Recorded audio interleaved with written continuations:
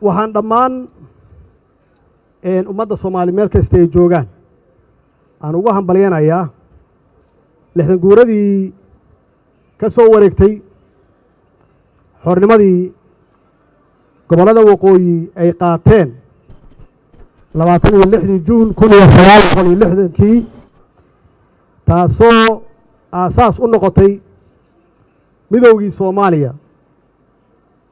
1 July 1960 waa maalintii ugu horeysay oo la taagay calanka Soomaaliya oo laga taagay calanka buluuga ah dhul Soomaaliyeed imaamkii tixdii gabayga ah uu noo tiriyay oo Cabdullaahi Suldaan Timcade uu tiriyay ee ku magacaabay kaana siid kana saar tixdii taariikhda gashay oo Cabdullaahi Suldaan Timcade uu ka jeediyay beertii xorriyadda ee Hargeysa waa maalintii uu guulaystay halgankii dheeraa ee gobonimo doonka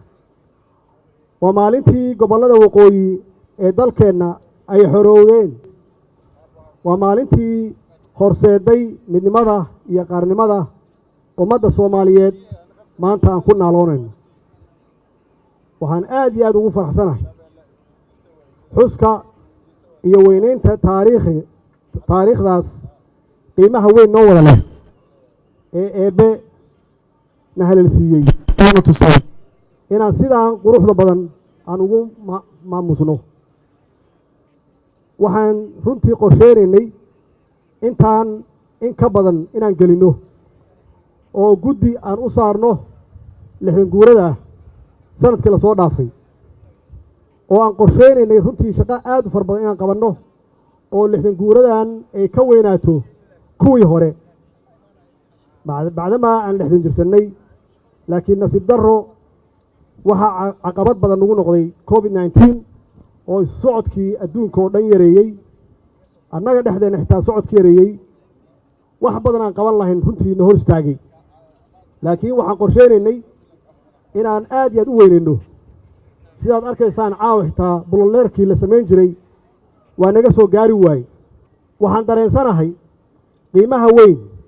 ee madax bannaanida iyo yagleelidda qarannimada ummadda Soomaaliyeed ay ugu fadhido waxaa la soo maray halgan dheer naf iyo maalba lagu bixiyey waxaa mahad ilaahay ah oo mahad iska leh halgamayaashii dadkii runtii ilaahay ku aadiyey inay fahmeen waxa kaliya oo gobonnimo lagu heli karo iyo midnimo lagu heli karo inay tahay in laga guuro ama laga tago qabiilka iyo qabyaaladda waxaa kaloo mahad iska leh halyeeyadii u soo halgamay ama soo dagaalamay oo u huray naftoodii iyo dhiiggoodii dhaxal wanaagsanna nooga tegey oo aan haynaa hadda halgankii xornimadoonka ee ka socday dhammaan dhulka soomaalida waxaa kaalin weyn ka qaatay dhalinyarada soomaaliyeed hadday yihiin koonfur iyo waqooyiba dhalinyaradaas oo ku midaysnaa ururadii gobonnimodoonka ahaa ee la odhan jiray SNL iyo SYL waxaa xusid mudan kaalintii SNL ay ku lahayd halgankii gobonnimodoonka iyo xoreynta gobollada waqooyi oo la mid ah doorkii ay SYL ku lahayd xornimada gobollada koonfureed labadaas urur waxay lahaayeen xiriir adag waxay ku midaysnaayeen hal hadaf oo ah midnimo oo ah xorriyad in la helo saas darteed waa inaan mar walba aan muujinno doorkii SNL ay ku lahayd sidaan u muujinno tan doorkii ay ku lahayd SYL mar walbaba waxaa hubaal ah in dhallinyarada SNL iyo SYL ay guteen waajibaadkii ka saarnaa jiilkan hadda jooga inay ku noolaadaan xorriyad iyo sharaf 60 sano kadib waxa ay xaqiijiyeen jiritaanka jiilka hadda jooga waxay xaqiijiyeen jiritaanka dal Soomaaliyeed oo xor ah waxayna taariikhda ku galeen inay ahaayeen dad ogaa in lagu gaari karo gobonnimo iyo midnimo in lagu gaari karo waxaa ugu horeeya daacadnimo siday sheegeen iyo cadaalad suubanaan iyo wanaag wadaniyad ama patriotic walaaltinimo is-ixtiraam isqadarin geesinimo in loo dhinto dalka markay ay gaarto iyo in kor loo qaado qof walba oo Soomaali ah qabkii Soomaaliga iyo sharafkii in kor loo qaado oo wax walba laga hormariyo intaas ayay ahayd wixii keenay midnimada maanta iyo gobonnimada aan ku naaloonayno kuwii naga horreeyey oo aan ku sheegnay SYL iyo SNL waxay nooga tageen dhaxal su-aashu waxay tahay maxaan annagu uga tegaynaa kuwa hadda jooga waa ognahay waxay nooga tageen inay ahayd inaan Soomaaliya ay xor noqotay inaan midownay inaan yeelanay dowlad midnimada macnaheedu waa xooggaasna aan ku istaagnay dadkeennii ay ku heleen maxaan ku idhaahdaa adeegii bulshada dhallinyaradeennii ay heleen iskuul lacag la-aan ah waxbarasho lacag la-aan ah caafimaad lacag la-aan ah in la dhiso amnigii iyo dowladnimadeennii iyo ciidankeenni la dhiso kadibna markii annaga hawsheennii dhexdeenna aan dhammaynay aan u tallaabnay inaan Afrika wax ka xoreyno oo cidda naga liidata aan kaalmeyno aan gargaarno maanta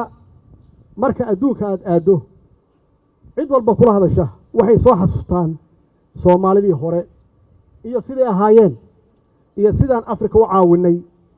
iyo marba ku sheegaan iyo sidii aan garab u siinay qolooyinkii markaas dowladihii aan gobonnimada gaarin waxaasoo dhan waxaan ku gaarnay waxay ahayd midnimo waxay keentaa dowlad wanaag midnimo waxay keentaa bulshadaada inay ka xaqabeelaan adeegooda iyo wixii dowlad laga rabay annaga hadda xagee yaan u soconnaa marka sida la sheego 60 sano jirnaa 30 sano waa wada joognay meel fiican bay wax noo maraayeen inkastoo dhaliilo ay jireen laakiin dalku waa haystay dalku mid buu ahaa ummadeenu waxay la tartamaysaa caalamka intiisa kale ma jirin kala qoqob qabyaalad xoog leh ma jirin oo qofku uu ka hormariyo wadaniyada iyo qarannimada ma jirin taas way waxa aan rabno inaan wax ka cabirana marka soddonkii la soo dhaafay waxaan sameeynaa wixii ka duwanaa wixii dhalinyaradaas ay sameeyeen Soomaaliyeed oo ahaa in ay iska fogeeyaan wax alla wixii kala qaybin kara oo ay ugu horeyso qabyaaladda iyo gobolaysiga ay ku xigto taasna runtii soddonkii sano ee la soo dhaafay aan ka galnay adduunka meel aad iyo aad u hooseysa oo aan la sheegi karin oo ceeb leh aan ka galnay wax kasta aad fiiriso haddii aad gasho Google-ka haddii aad gasho YouTube-ka meel walba aad gasho meesha ugu hooseysa aan ka joogno adduunka annagoo cabiranayna halbeegna ay noo tahay farqiga u dhaxeeya markay ummaddu mid yihiin oo ay walaalo yihiin oo nidaam fiican iyo dawlad fiican ay haystaan ay isku kalsoon yihiin iyo marka ummaddu ay kala irdhoobaan ummaddu ay kala fogaadaan ummaddu ay qabyaalad iyo qabiil ay noqoto hooygooda markii gobolaysi uu noqdo wax qabiil ku dhisan markuu noqdo markii dalku dad ay yiraahdaan waa kala tagnay waxa soo idil waxa aan ka dhaxalnay waa ognahay waxaan ka dhaxalnay sumcad xumo oo adduunka dhan noo taala maxaa yeelay waxaan ognahay kuma tartami karno qabiil adoo qabiil wata Ethiopia lama tartami kartid Kenya lama tartami kartid Uganda lama tartami kartid Suudaan lama tartami kartid Carabaha lama tartami kartid maxaa yeelay qaabka aad ku wajahaysaa khaldan maxaa yeelay iyagu qabiil maaha waxa ay kuula tartamayaan waxay kuula tartamayaan waa qaran maaha gobolaysi waxay kuula tartamayaan marka adigu kii walaalka ahaa haddii uu ku weeyahay oo aadan arkaynin wax kale oo aadan arkaynin sidii annagoo qaran aan ula tartami lahayn caalamka intiisa kale waxa weeye waxaad noqonaysaa in aad mar walba aad ka hooseyso oo mar walba hoos lagu fiiriyo oo mar walba aad taakuleen iyo caawimaad aad weydiisato adigoo ah hal dad oo walaalo ah adigoo ilaahay khayraad badan ku siiyey adigoo ilaahay ka dhigay dadka Soomaaliya lagu yaqaano oo shakhsi markay tahay aan nahay dadka ugu quality fiican dhinac walbaba laakiin markay noqoto maamul markay noqoto wada shaqayn markay noqoto dawladnimo aan ka galno meesha ugu hooseysa waxaan hadda u soconaa marka soddon cusub yaan u soconaa soddonka cusub ummadeenu maxay naga dhaxlayaan marka ilaa aabayaasheen waa sheegay waa soo halgameen waa loo xiray waa loo dilay waa u dhinteen xoolahoodii iyo dhaqaalahoodii waa ku bixiyeen in Soomaaliya la sinaato ama ay ka sareyso wadamada la midka ah ay ka sareyso waana muujiyeen iyagoon ognahay wadciga aan ku jirno hadda iyo wadciga ay ku jireen aan ognahay wax kala fogna ay ahaayeen macnaheedu waxay tahay soddonka sano soo socda waxaan raadinaynaa midnimo soddonka sano soo socda waa 10 waa test annaga dadkeena madaxda ay ugu horeyso iyo guud ahaan bulshada Soomaaliyeed laga rabo inaan u dhaqaaqno midnimo inaan raadino waa bilawnay inaan raadino midnimo oo aan ka raadino walaalaheen Soomaaliland aan ka raadino muddaan ka shaqeynay ilaahay waa nagu guuleeyay waxaan rajeynayaa in wada hadalkaasi uu noqdo mid miro dhal ah maxaa yeelay kalama maarano waa isu baahannahay dhinac walba yaan ehel iyo walaalo u nahay haddii dhinac uu ku maqan yahay waa ognahay waa aragnay khibradeeda waa haynaa dhinac kale inuusan dhaqaaqi karin intay naga maqan yihiin ma dhaqaaqi karno iyaguna ma dhaqaaqi karaan marka inaan annagu isfiirsan marka annagoo midaysan inaan fiirino dawladaha geeska Afrika sidee aan kula tartamnaa dhaqaalaha iskaashiga hadda ka bilowday geeska Afrika ilaa kulama tartami karno annagoo qaybsan kulama tartami karno adduunku waxaa dhashay globalization wax la yidhaahdo geeska africa waxaa ka bilowday iskaashi dhaqaale annagaana bilownay fakarkeedana annagaa lahayn annagoonan iswadan faan ma aha waa wax dhaba annagaa ka iibinay annagaa u tagnay xaqiiqatan markii ugu horreysay waxay ahayd suudaan in lagu qabto waa markii 2017 iyadoo ahayd waa socon weydi waa noo socotay markii dambe waa hawl bilaabatay shaqo bilaabatay weeye waxay ogaadeen geeska africa dowladaha ku yaalla in laisu baahan yahay in dowlad keligeed istaagnaan karin waxay ogaadeen colaaddii iyo dhibaatadii ka jirtay inaan la wadi karin in maanta iyo wixii ka dambeeya loo baxo economic development inaan horumarino shacabkeenna fakhriga inaan kala dagaalno wax alla wixii conflict ahaa ama attention ahaa in la joojiyo oo aan ku bedelno isdilkii hub aruursigii inaan ku bedelno inaan beeraheena horumarsanno baddeena inaan horumarsanno annaga ugu baddeer africa iyaguna waxay u baahan yihiin wax baddeena ka soo baxdo iyaguna waxbay hayaan aan uga baahannahay tartankaasi ma geli karno annagoo kala qaybsan ma geli karno mar walba waxaad ku jiraysaa meesha ugu hooseysa sidaas darteed anigoo ku kalsoon wada hadalkii aan soo galnay meel fiicanna aan ku soo ogaanay inaan xoojinno aan horey u qaadno aan horey u marinno insha allah hadduu ilaah yidhaahdo walaalkay madaxweynaha somalilan muuse biixi waa nin soomaali ah waa nin vision leh waa nin aragti dheer leh waa nin waayo araga muddo dheer soo jiray wuu arkayaa in somalilan aysan hore u socon karin annaguna aan hore u socon karin intaan kala maqannahay waa arkaa